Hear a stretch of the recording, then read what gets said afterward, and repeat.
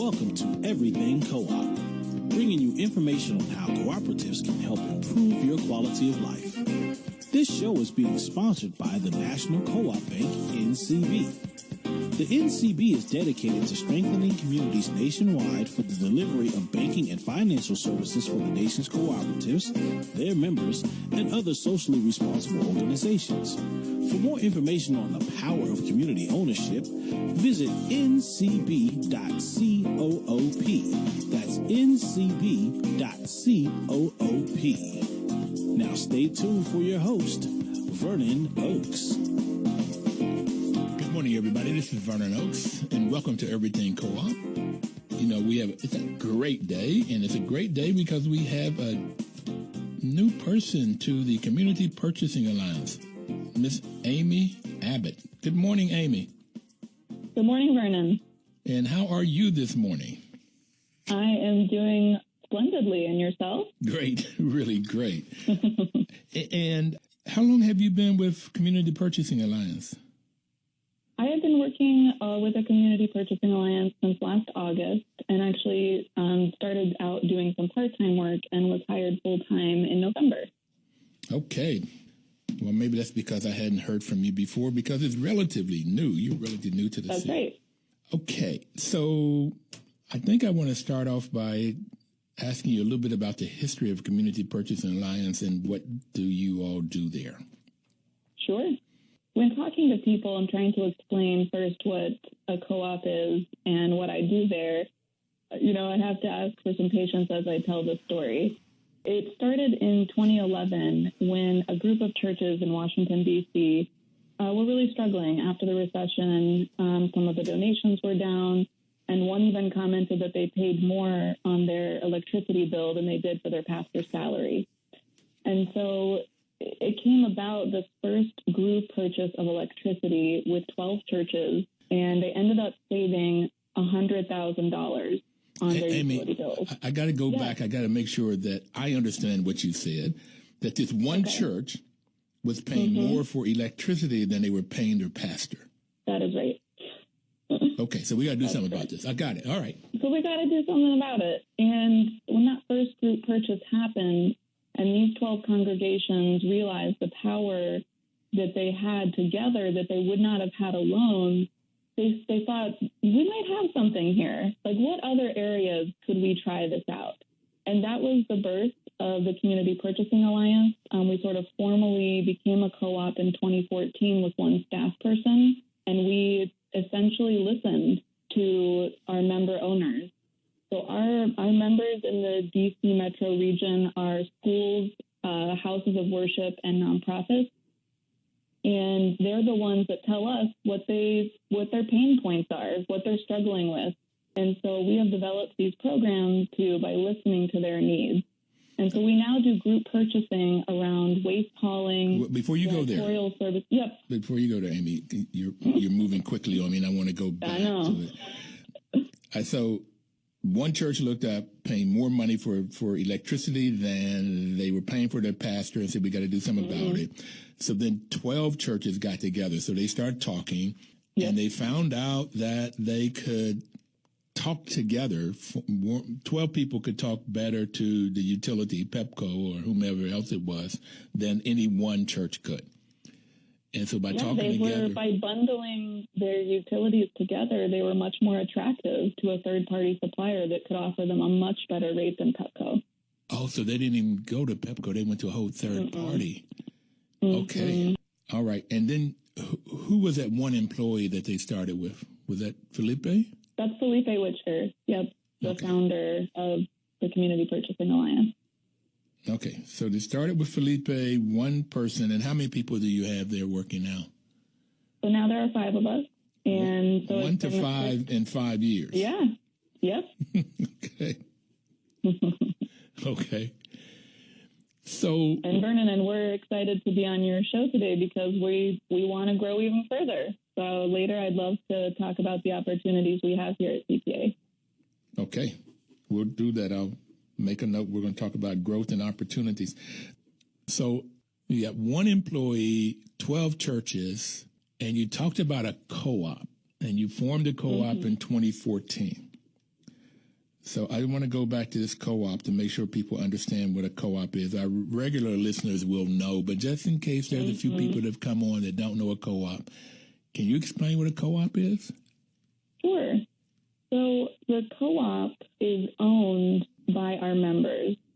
So the, synagogue, the mosque, the charter school, the nonprofit, they are actually members and owners of the co-op. They direct the co-op, and they also receive benefits through the form of dividends that they get at the end of the year.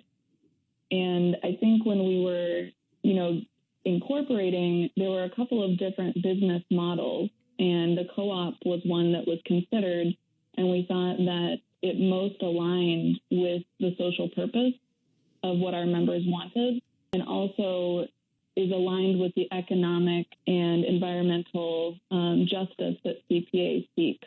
And so we are now 75 member owners in the DC region who do group purchasing through the Community Purchasing Alliance and then receive dividends at the end of the year. They also direct our board of directors, and they set the strategic planning for our organization.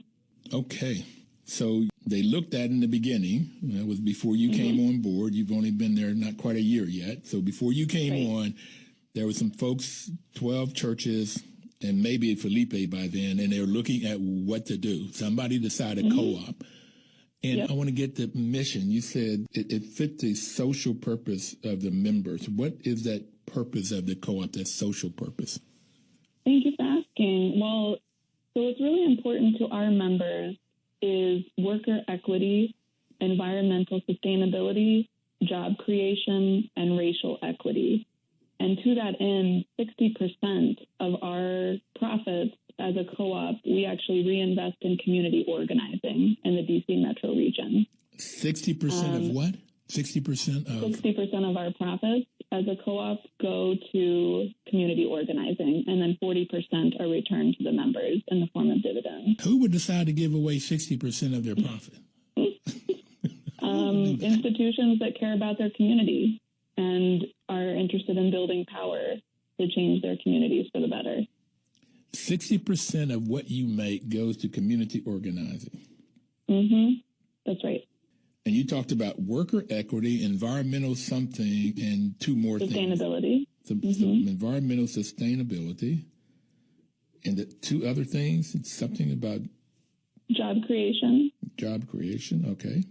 Yeah, we're part of this sort of new economy movement where we are interested in creating new vehicles for wealth generation for people who may not have had access to it in the past.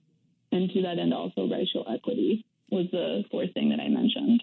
Okay, so you are a company formed out of need, out of this. Yes. We're paying a lot of money for electricity. And so out of this concern, these 12 houses of worship, I like the way you said that because I normally would say churches, but houses of worship formed together and went to another electric supplier besides Pepco and got their rates a lot lower. And by working together as a group, 12 of them buying a lot more electricity than any one, then they had more negotiating power to get to drive the price down. That's right. That's kind of it? Yes. And then those 12 came together, and now you're up to 75. But somewhere in that 5 years, probably in the beginning, you talked about social purpose of what you then call Community Purchasing Alliance, worker equity, environmental sustainability, job creation, and racial equity. Y'all sound crazy, man. I mean, you're supposed to get together and make money so y'all can get more money. I mean, what are you talking about? You want racial equity. You want to build wealth. Yeah. And I started to say, when you said build wealth, I started to say, Amy, well, that's what most businesses are for building wealth. And then you said to people that normally don't get wealth. That's right. Okay. We truly believe that we can do both, Vernon. We believe that we can build a wealth-generating vehicle while also making sure that, that we are including people who are normally left off. Like when you create a business, it's usually the owner that profits, because they're the ones taking the risk. So it makes sense that they get the reward. We imagine a world that both workers and owners are able to benefit and share in the risk and reward. And our organizations care about strengthening community institutions. And that means caring about the people who live in the community. Well, I don't know if you know it, but what I heard in you talking about this was the 7 principles and the values of honesty, openness, social responsibility, and that's giving away 60% of what you make, and caring for one another. And that's all this racial equity and worker equity and job creation. That's all about caring for people, caring for folks. That's right. All right. Well, you've only been in this less than a year, and you got a real grasp of why. How did you, or what's your background that would cause you to be into a co-op? Have you been working for co-ops before, or what's the background that would draw you to this kind of a company? Well, Vernon, before CPA, I was a community organizer. So I feel like I already had this, sense of, I'll share a quick story of, I was working in nonprofit for many years. And my last position, I was running a facility for homeless women and children in Prince William County, Virginia. And I knew that our program was helping the 12 families that were living there. And it was a wonderful program, very supportive, beautiful ministry. But we would get hundreds of phone calls from people that we couldn't help. And it was around this time that I met a community organizer, and he said to me, Amy, the work that you're doing is so important, and we are called to do it. We have to do it, that we have to pull people who are drowning out of the river. He said, but eventually we have to go upstream and figure out who's throwing them in the first place. Wow. And I was like, yeah, that's what I want to do. How do I do that? And so he talked to me about community organizing, about changing things systemically. And so, I spent 4 years as a community organizer in Northern Virginia. Amy, working. Hold 1 second. We're going to have to take our first break, and I really want to come back and talk about this 12 families, homeless, and hundreds of people calling you can't help them. And you want to pull people out of the river of despair. I'm going to go back and get that quote. Okay. And then who's throwing them in the river? We'll be right back. We're going to take our first break. Please don't touch that dial.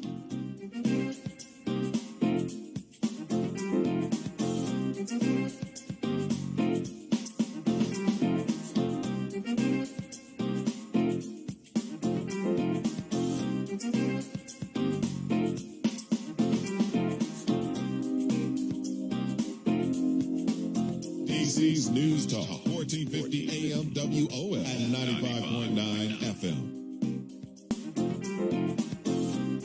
Welcome back, everybody. This is Vernon Oaks, and we have Amy Abbott on the line with us this morning. She's the director of the Community Purchasing Alliance in the Washington metropolitan area.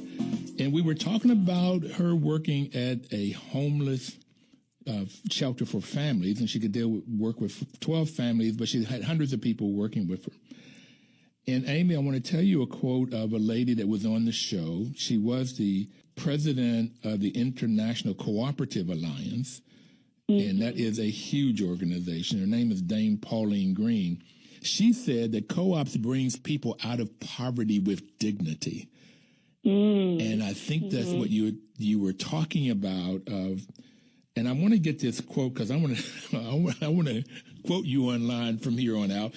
You want to pull people out of the river? What did you say? So in the short term, we're called to pull people who are drowning out of the river. It's the right thing to do. We have to help people here and now who need us. But eventually, we also have to go upstream and figure out who's throwing them in the river in the first place.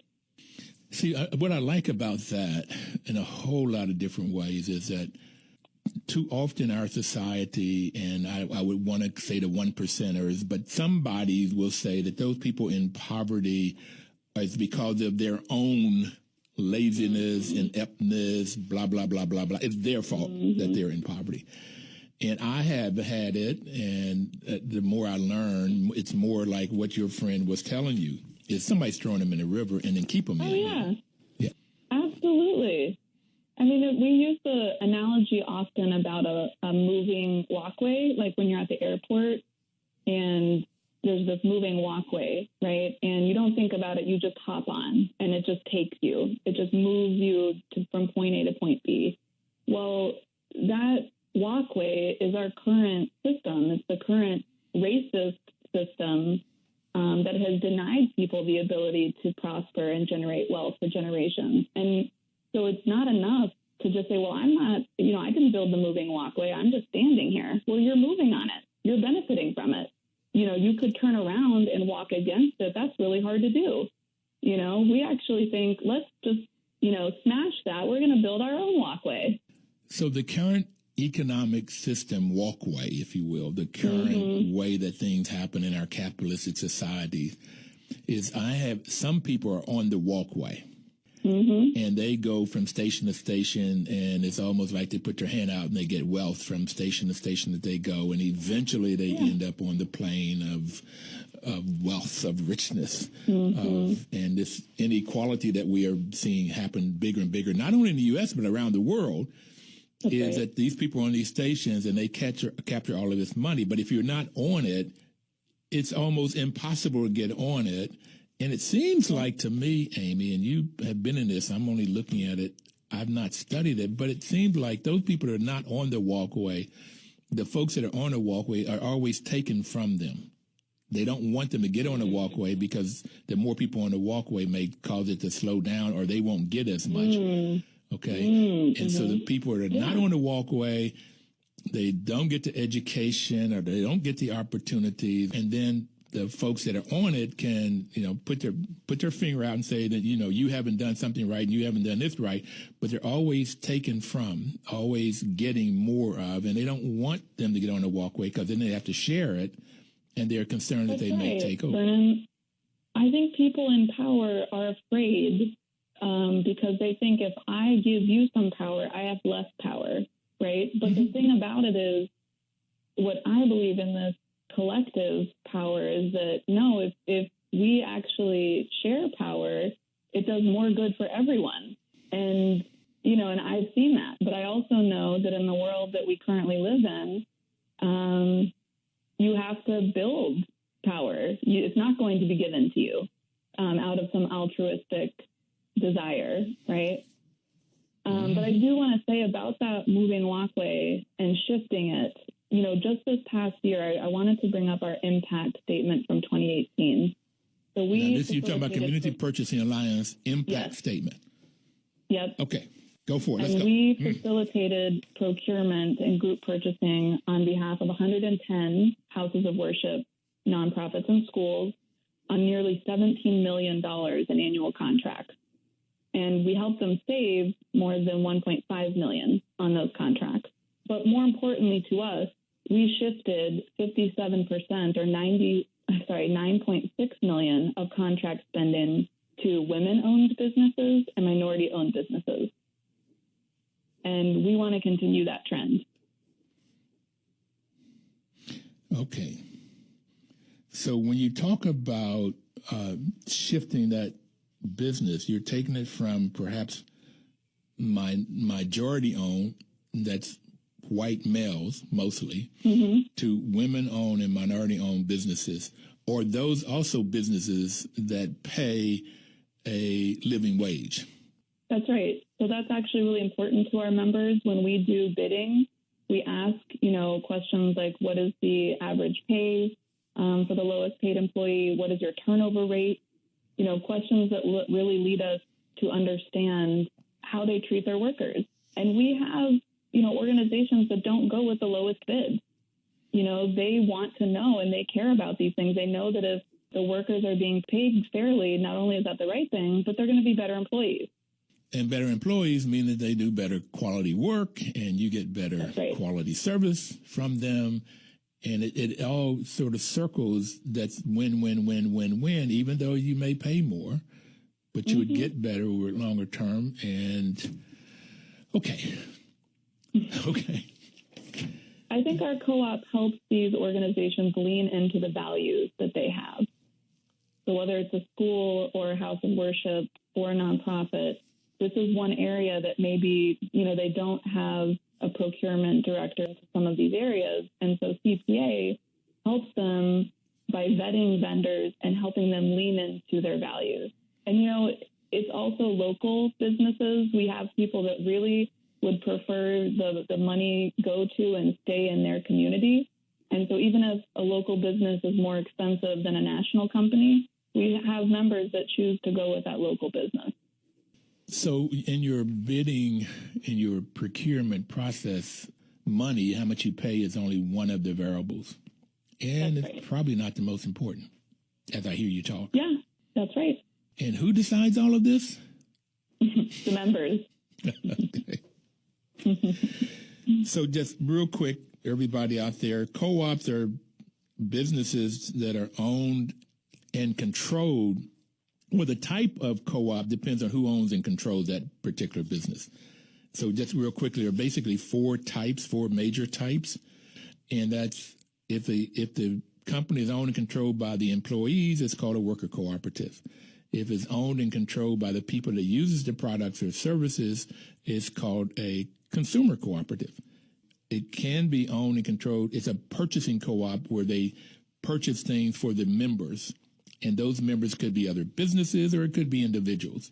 A lot of times there are businesses that come together to buy things in bulk, as these House of Worships did in CPA, and they get a better quality, a lot of times a better quality product, and they get at a lower price.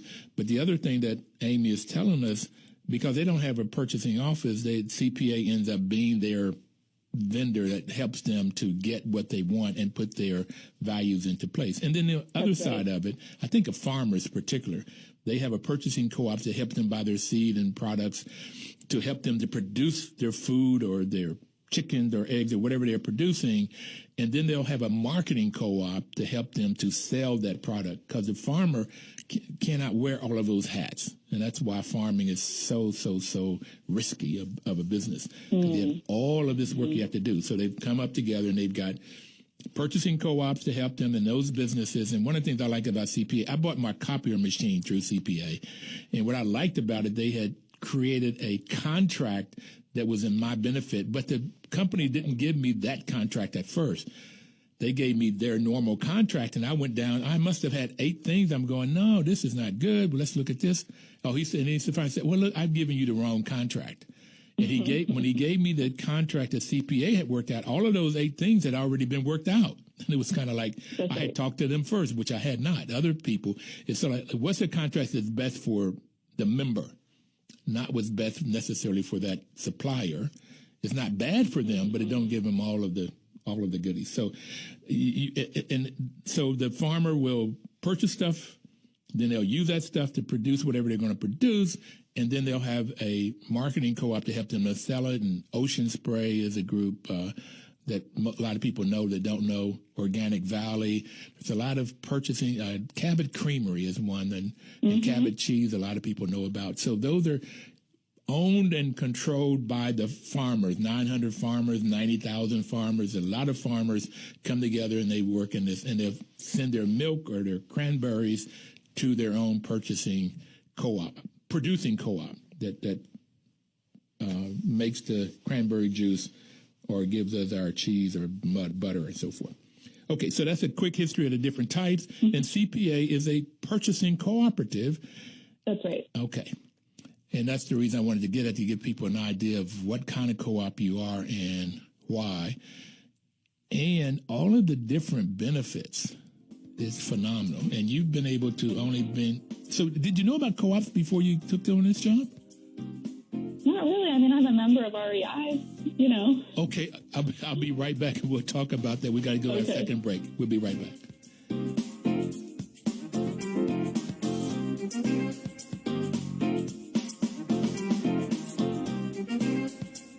Washington, D.C.'s News Talk, 1450 AM Welcome back, everybody. The National Cooperative Bank is a sponsor. They've sponsored us for the 5.5 years we've been on air.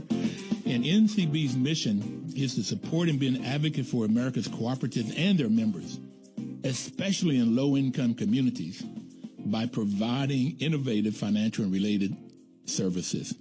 And it's amazing how a bank, who most banks will look at what kind of collateral do you have? Because the only thing the banks are really concerned about, well, they're concerned about three things: getting their money back, one, getting their money back, two, and getting their money back, three. And so they normally will loan money to people that already have assets, so that if the loan fails, they can go get their money back. Well, NCB will loan money to folks in low-income communities that may not have this collateral, which normally don't, for all the reasons that Amy and I have been talking about. The women head of households is $7. Mm-hmm. Okay, and I was just so taken aback because the average income of, I don't have these numbers, so I should not say, but in sort of kind of sense of black families was $2,500, of Latino families of $3,000, and of white families it was in the thousands, hundred thousands of dollars, the average net worth. And so it's like, I'll get these numbers so I can have them at my fingertip, but it's so out of proportion in the 07, 08 that a lot of minority families in low-income communities that had built up wealth was mainly in their homes. And that was wiped out.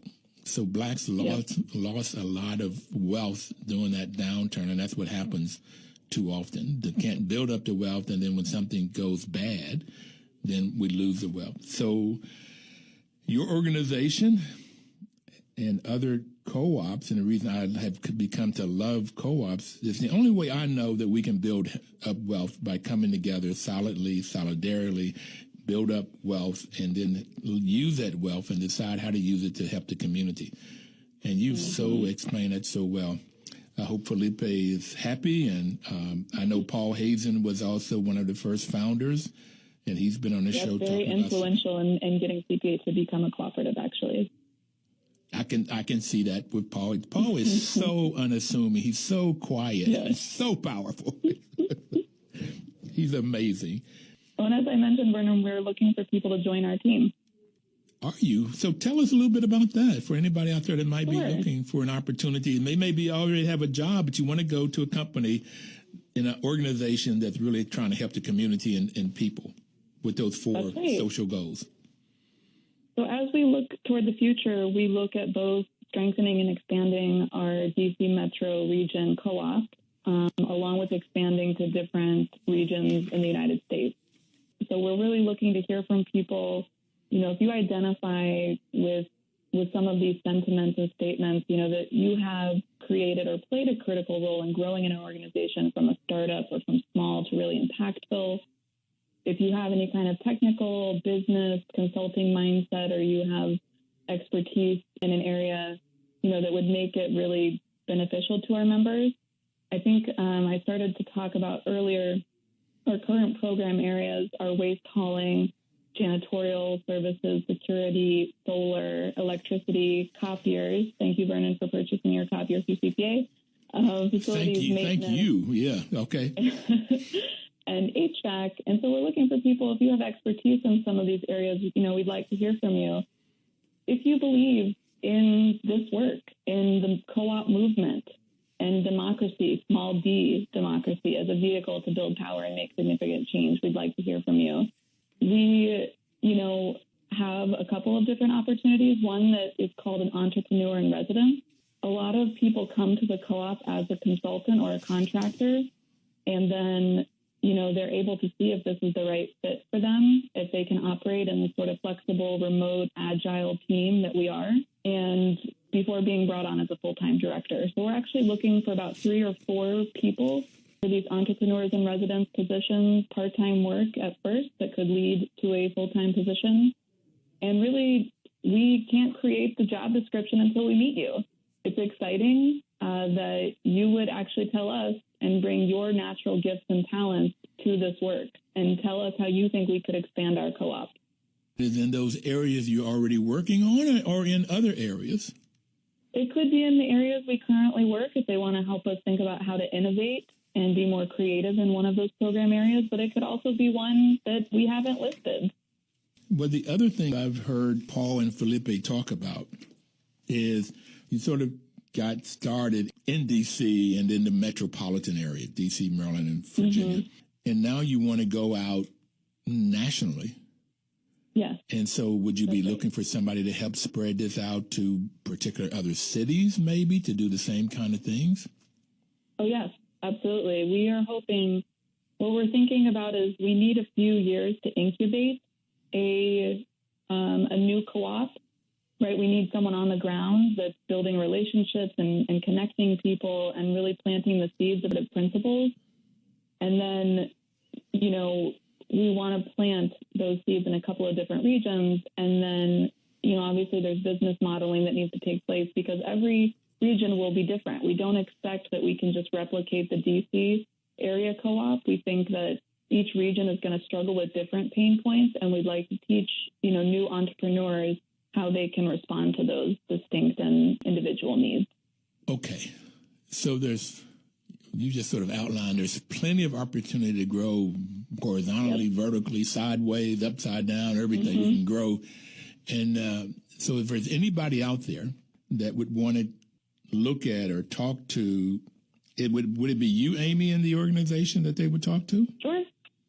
So yeah, and they can actually, we have on our website, which is www.cpa.coop. We have another video webinar that's coming up to explain more about CPA and also the career opportunities with us. And the next one is actually on May 30th at noon, and you can RSVP on our website.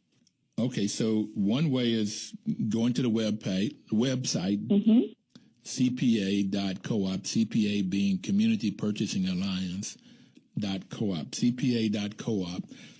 And where would they go once they come to CPA? I just went on at our offerings, our community about, blog, news and press, join us. You would click on careers. I don't see careers. So there's also a banner at the top of the page that says CPA Co-op is hiring. Do you see that? Nope. Nope. Okay, I think we'll find that. Okay. So it's got our offering, our community, and about. But you can go to CPA.coop to get more about understanding of CPA. And if that banner isn't there, I assume it's going to be there soon. And they can also email me. My email address is amy@cpa.coop. Okay. So you can go to amy@cpa.coop and send her information. It looks like Coop. Yeah. Yep. Okay. I was so engrossed in your story about CPA and your story and looking at the people here, the leadership team, the board of directors, and the advisors. That's a nice group. I've had a lot of these people on the show here. So what are you doing now in your job? It sounds like you are. Well, what is your job as director in CPA? Sure. So we are a leadership team that is responsible for the operations of our DC area co-op. And so all of our directors sort of own one program area that they are in charge of, again, growing and innovating and responsible for the vendor relationships and also member relationships that participate in those program areas. And so right now I'm focusing on waste hauling, and the waste industry has changed so significantly, even in the last, 6 to 9 months. And part of it is because China and India are no longer accepting our plastic and some of our recyclables. And so it's kind of sent the recycling market into chaos. And that U.S. companies, the U.S. isn't exactly prepared right now to handle that overflow of recyclables.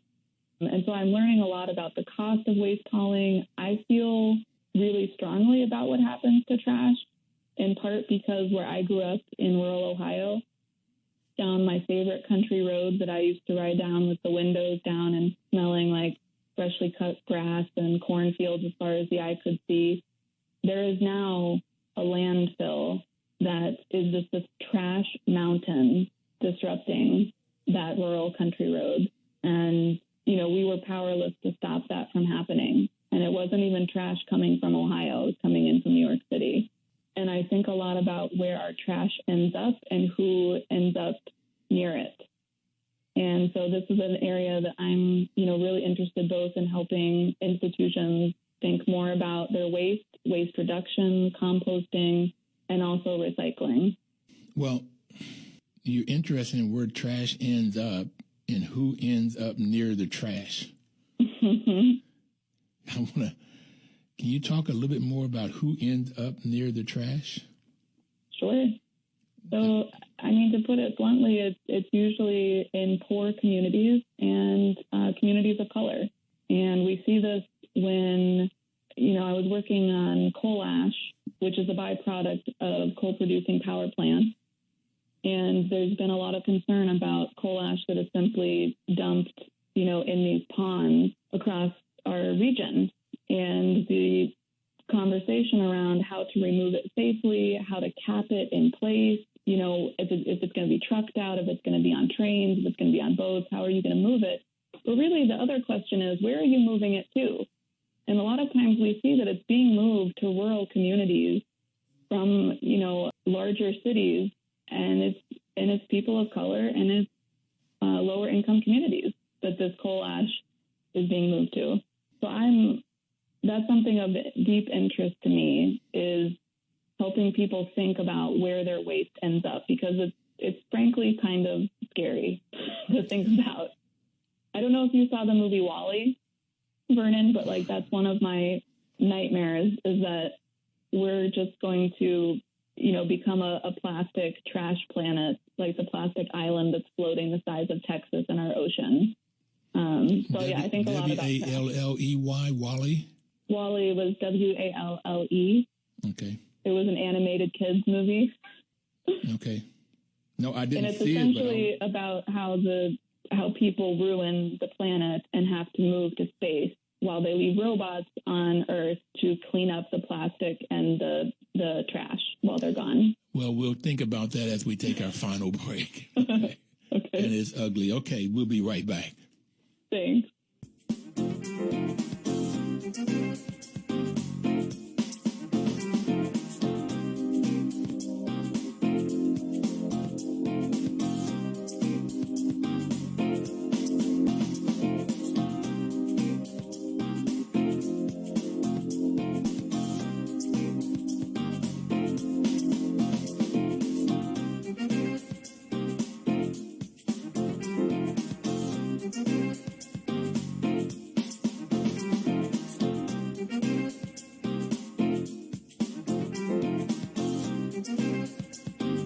KC's News Talk, 1450 AM WOL and 95.9 FM. Information is power, and that's why WOL is a great partner for this show. But it isn't information that you get to power. And Amy Abbott, who was our guest today, talked about power early on. It is when you get the information and put it into action. You got to get the action in order to get the power out of the information, get information out of the knowledge. And Co-op's fifth principle is knowledge information, and perhaps knowledge information and power, knowledge information training. That a co-op is about informing and training the members, the vendors, and the whole community about the issues. And what issue we were talking about was waste, what happens to the waste and who ends up with it. And you said, to be honest, it ends up in poor communities and communities of people of color, and that is absolutely right. I've got some strong feelings about that too, Amy. You look at the coal ash, and they were talking about this in North Carolina, Duke right. Energy as an example. And people of color, they can't fight it because they don't have power. They're not together. They're not organized. So they don't have power to fight it. And so stuff gets dumped in their community. And then you start seeing cancer and all of these lung diseases and stuff happening to their children, and particularly children and older folk. And they don't seem to know what causes it until they find out it's the coal ash that's in the water. Okay. Mm-hmm. And so you look at the whole quality of life issues and people dying before their time. Okay. So not only could they not get on that rolling stair step, that sidewalk you were talking about, but they die earlier and they just don't have any opportunities. And it's like they really got thrown into the deep water. Yeah. Okay. We can go back to that. I was thinking about this during the break, and it's an awful view. And Vernon, I wondered if I could take a minute to talk about the power that you were just talking about. Sure. And, in our view, power is the ability to make change. It's the ability to act. And, it comes in these two forms of organized people and organized money. And something that happened in December really highlighted for me the power of the co-op. And it happened when one member of CPA sent a quick note to my team member, Boris, who leads our electricity work. And the member said, hey, our electricity bill has just shot through the roof. And, we signed this fixed rate contract. What's going on? And so, as my colleague looked at this bill, he asked other members of the co-op who were on the same, provider, the same supplier, to send them their bills. And so, Boris analyzed around 500 bills and realized that it was not just this one school, but it actually affected all 31 CPA members who had signed a contract with the supplier. And they were passing through more of a charge than they should have been. And the only reason we knew this was because we had so many members who trusted us, who were part of this co-op, that we unearthed this practice. And we were actually able to go straight to the decision makers at the supplier and negotiate with them directly. And in the end, we got $45,000 of reimbursement for our members for the overbilling that they experienced. And this is something that none of them could have done on their own. And it was only through the membership in the co-op being able to pool their resources. We were able to consult with lawyers, that they were able to recoup and recover some of their money that they had been overbilled. So it just was a really strong example to me of the purpose and the power that we have collectively that we would not have on our own. Well, I have found that sometimes the bigger the business, the more they would do things. I started to say unscrupulously, but I just won't go that far with it, but that's what I feel. But they will charge things that they should not be charging. And then for an individual consumer to get them to change is almost impossible. That's right. And I've been there, so that's what I'm talking about. Now, I'm a property manager in my day job, so I manage buildings, communities, and it's not unusual for the water bill, the electric bill, the gas bill to be higher than what it ought to be. And to get them to change their mind on it, you have to go through a lot of, and I'm just sitting here thinking, maybe it'd be great if we had all of our members be a part of CPA. So as a group, we could go and negotiate with them, because individually, even when I'm representing 14 communities, to have the power to fight them when they overcharge. And they will overcharge. There's no question. Okay. So we only have a few minutes left. I wanted to talk more about this growth thing. Yes. So do you have any particular areas that CPA said we want to grow in? I'm talking about new areas. Yeah. New areas or new regions? New program areas? Let's talk about it all. Okay. Well, just to let you know, I was talking about new program offerings, but new areas in terms of geography, that's fine, nationally or internationally. Okay. So we are often presented, again, Vernon and I mentioned that our program areas come about from listening to our members. They tell us what they're struggling with, and then we try to, really dive into that area to help them. And so we need to grow, we need to add capacity, because right now our members have told us there are areas that they want to invest in and grow, and we don't have the staff to do it. And so some of those areas, we want to develop an HVAC program. We've done some work in HVAC. We'd like to do more. Same thing with facilities maintenance. That's a huge pain point for our, houses of worship that are 50, 60, 100 years old, and caring for those buildings. We also know real estate and repurposing, some of the houses of worship, and them thinking about their next, 50 years and what they want to be doing in the community, and so how to use that space. Also accounting and finance, which is a huge piece for our charter schools that are members, and, thinking about maybe developing something around that. So those are, just a few areas that we would like to dive into with the right people. So HVAC, for people out there that don't know, is heating, ventilation, and air conditioning.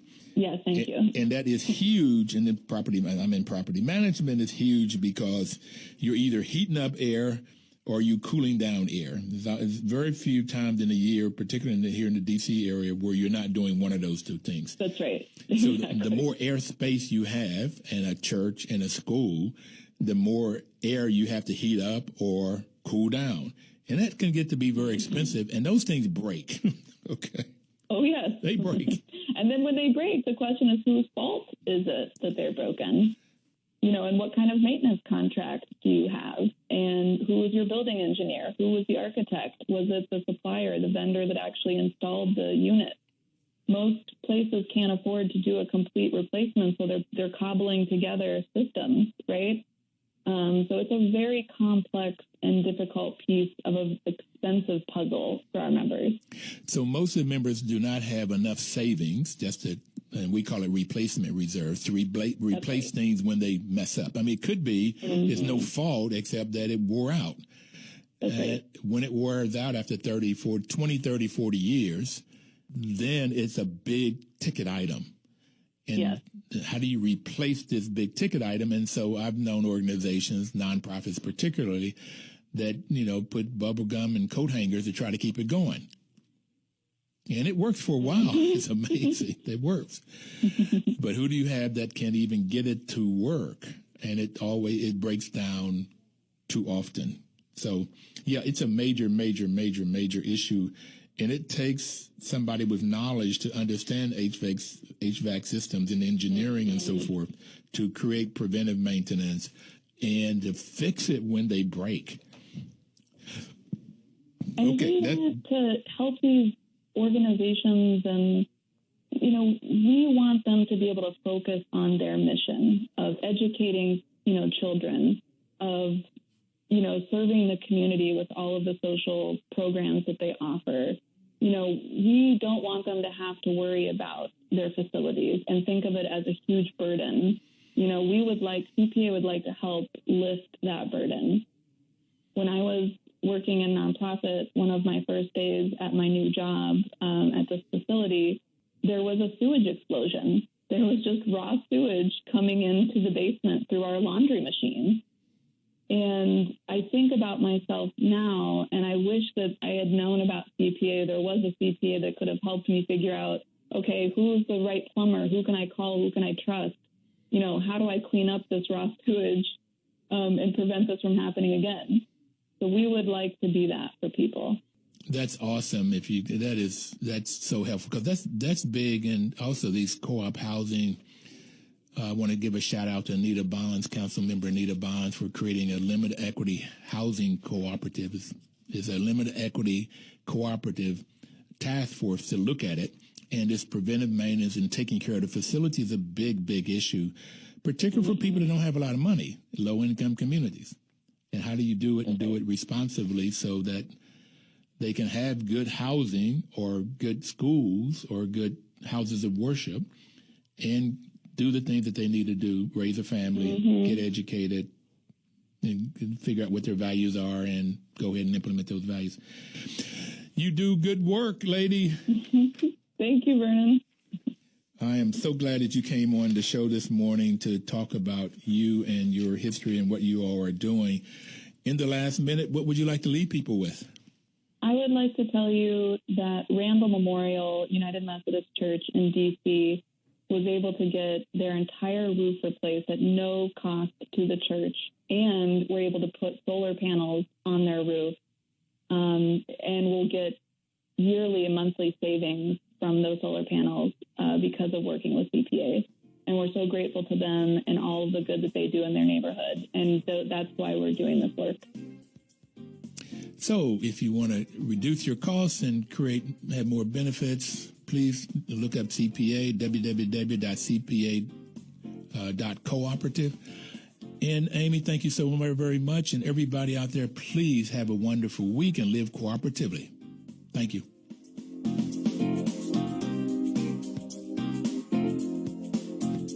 Washington, D.C.'s News Talk, 1450 AM WOL and 95.9 FM.